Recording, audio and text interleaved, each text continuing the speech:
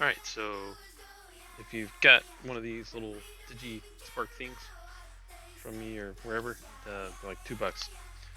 Build your own USB Ducky.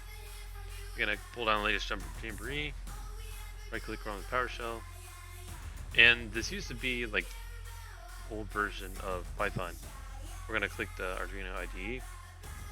The requirements are get Python, and that's pretty much it. And there's a bunch of stuff they have to do to pull down the Digi Spark drivers and board. So it's going to pull down Git for you. Here in a second, it's going to pull down Arduino.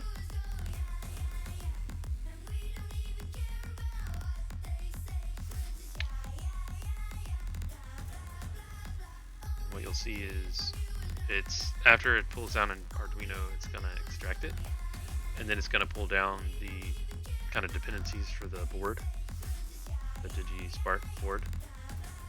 Alright, now it's pulled down the Python NuGet package, like 15 meg install, and then updating pip.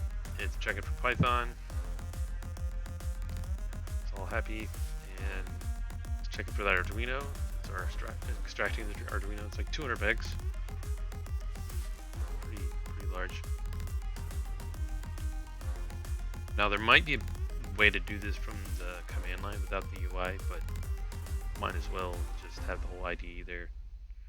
I do have to manually submit the board. So the DigiStump drivers, you have to have admin for that.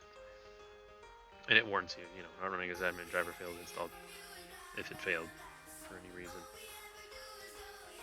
So now it's pulling down the, updating everything, initializing everything in Arduino, and now it's pulling down the stuff for the Digi Spark.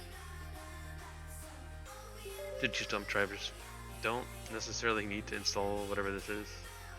Some kind of micro on this. I'm not sure what that's for, so I didn't pull that down, or I didn't mess with any of that. It's doing the DigiDuck. It converts the duck files to USB duck files to Arduino. And before it was like multiple versions of Python, whatever. Cancel all this.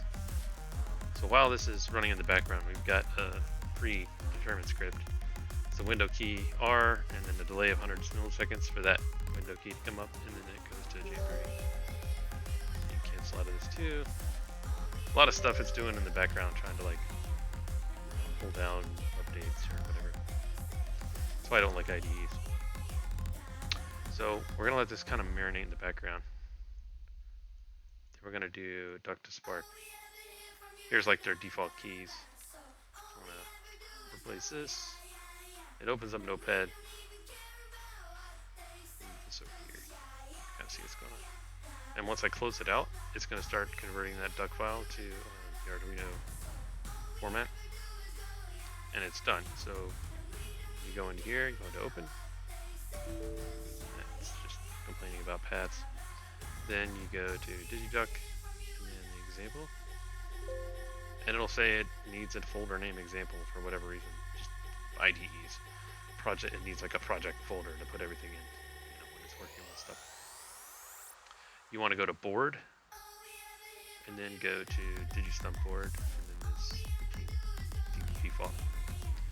Then you're pretty much set. It's already converted that payload. There's the hex version of the payload.